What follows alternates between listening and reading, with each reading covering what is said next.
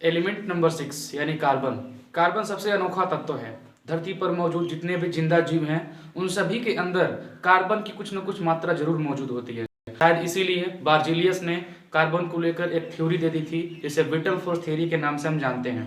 इस थ्योरी के अंतर्गत बार्जिलियस ने बताया था कि जितने भी जिंदा जीव होते हैं उन सभी से ही सिर्फ कार्बन से मिलने वाले यौगिक प्राप्त किए जा सकते हैं। जितने भी कार्बनिक यौगिक होते हैं वो सभी सिर्फ जिंदा जीवों से प्राप्त किए जा सकते हैं। इसे ही विटल फोर्स थ्योरी के नाम से जाना जाता था। लेकिन यह थ्योरी उस समय खत्म हो गई जब सबसे पहले होलर ने प्रयोगशाला में यूरिया का निर्माण कर दिया, क्योंकि उससे पहले सब लोग यही सोचते थे कि कार्बन के जितने भी यौगिक हैं वो सब सिर्फ जिंदा जीव से ही प्राप्त किए।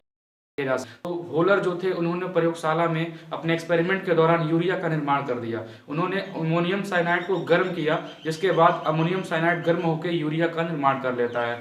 सबसे पहले जो होलर थे उन्होंने अमोनियम साइनाइड, जिसे NH4OCN के नाम से जाना जाता है, इसे जब उन्होंने गर्म किया तो गर्म करके NH2CONH2 बना लेता है। इसे ही हम यूरिया कहते हैं, ये यूरिया का फार्मूला होता है। तो जब होलर ने इसे गर्म करने के बाद यूरिया बना दिया, वहीं पर बार्जिलियस का विटल फोर्स थ्योरी खत्म हो गया। धरती पर जितने भी जीव हैं अभी भी उन सभी के अंदर कार्बनिक यौगिक पाया जाता है, लेकिन यह थ्योरी उस लिए थी कि सिर्फ ये जिंदा जीवों से पाया जाता है। लेकिन ऐसा कि आज नहीं है। आज हम कार्बनिक यौगिकों को प्रयोगशाला में भी बना सकते हैं, और इसीलिए कार्बन के अध्ययन के लिए ही हम विज्ञान की एक अलग शाखा बना देते हैं, रसायन विज्ञान की एक अलग शाखा बना देते हैं, जिसे हम ऑर्गेनिक केमिस्ट्री के नाम से जानते हैं। ऑर्गेनिक केमिस्ट्री के अंतर्गत सिर्फ कार्बन और उसके यौगिकों का अध्ययन करते हैं। पहले किसी भी कार्बनिक यौगिक को जीवों से या फिर अन्य पेड़ पौधों से या फिर जितनी भी चीज हैं उनसे प्राप्त किया जाता था, लेकिन आज हम बड़ी मात्रा में बड़े पैमाने पर कार्बनिक यौगिकों का निर्माण करते हैं। चाहे अल्कोहल हो, चाहे रबर हो, चाहे प्लास्टिक्स हो, चाहे एनी थिंग्स जो कार्बन से बनते हैं, उसे हम प्रयोगशाला में आज निर्माण कर सकते हैं। कार्बन अलग अलग जगहों पर अलग अलग नामों से पहले जाना जाता था। जैसे अभी मान लीजिए कार्बन प्रकृति में कई रूपों में पाया जाता है। कार्बन के कई अपर रूप धरती पर मौजूद हैं। जैसे कार्बन के 3 मुख्य अपर रूप जो आज गिने जाते हैं वो है ग्रेफाइट, हीरा और फुलेरिन। ग्रेफाइट, हीरा, फुलेरिन ये कार्बन के 3 ऐसे रूप हैं जो प्रकृति में पाए जाते हैं।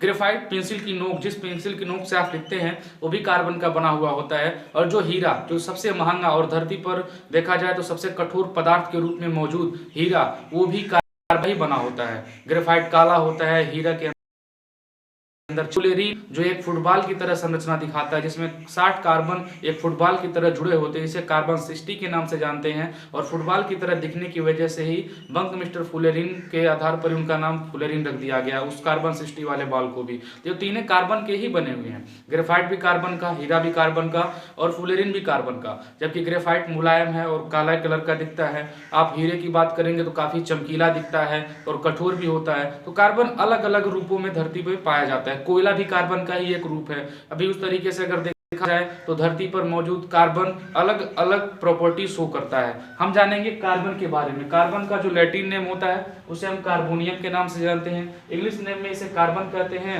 और डिस्कवर्ड किया था एंटोनी लुरेन डी लेवसियर ने। ये काफी डीप इक्वेंटिटी है कि कार्बन की खोज कैसे हुई थी, क्योंकि बहुत पहले से इंसान कोयले को उपयोग में ले रहा था, ग्रेफाइट के बारे में जान रहा था, हीरे के बारे में जान रहा था। जो काफी डीप इक्वेंटिटी है।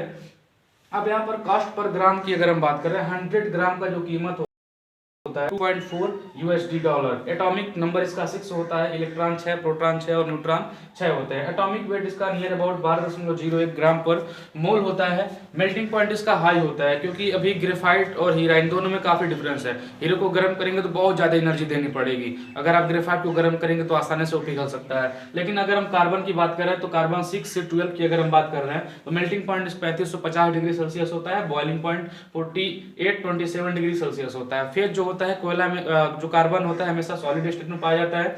इसे पीरियोडिक टेबल में period 2 group 4th A P block में इसे रखा जाता है। ये पी ब्लॉक का एलिमेंट है।